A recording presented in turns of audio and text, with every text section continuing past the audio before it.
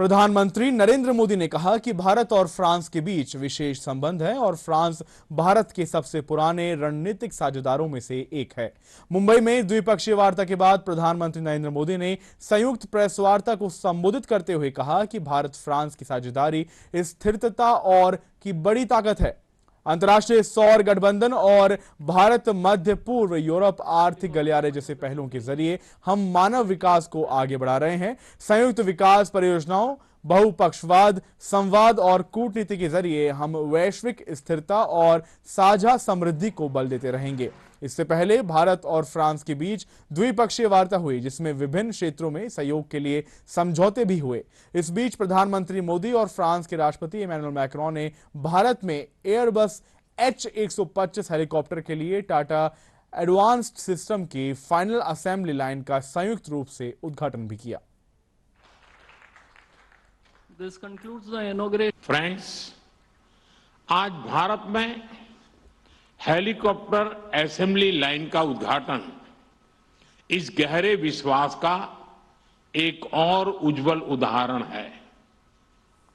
हमें गर्व है कि भारत और फ्रांस मिलकर माउंट एवरेस्ट की ऊंचाइयों तक उड़ान भरने वाला विश्व का एकमात्र हेलीकॉप्टर भारत में बनाएंगे और ये पूरे विश्व को एक्सपोर्ट भी करेंगे।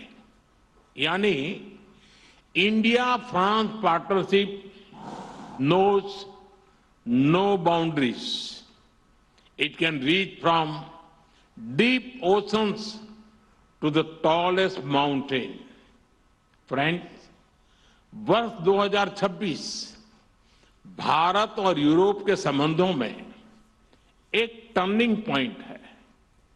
कुछ ही दिन पहले हमने यूरोपियन यूनियन के साथ भारत के इतिहास का सबसे बड़ा और महत्वाकांक्षी फ्री ट्रेड एग्रीमेंट किया। यह फ्री ट्रेड एग्रीमेंट भारत और फ्रांस संबंधों में भी अभूतपूर्व गति लाएगा। आपसी निवेश को बढ़ावा देने के लिए आज हम एग्रीमेंट कर रहे हैं, जिससे हमारे लोगों और हमारी कंपनीज को डबल टैक्स न देना पड़े। इन सभी पहलों से आपसी ट्रेड, इन्वेस्टमेंट और मोबिलिटी को नई ऊर्जा मिलेगी और यही शेयर्ड प्रॉस्पेरिटी का रोड मैप है। Friends, India France year of innovation के लॉन्च से अब हम अपनी स्ट्रेटेजिक साझेदारी को पार्टनरशिप ऑफ द पीपल बनाने जा रहे हैं, क्योंकि इनोवेशन आइसोलेशन में नहीं, कोलैबोरेशन से होता है। इसलिए India France year of innovation में हमारा लक्ष्य लोगों के बीच संपर्क को मजबूत करने का है।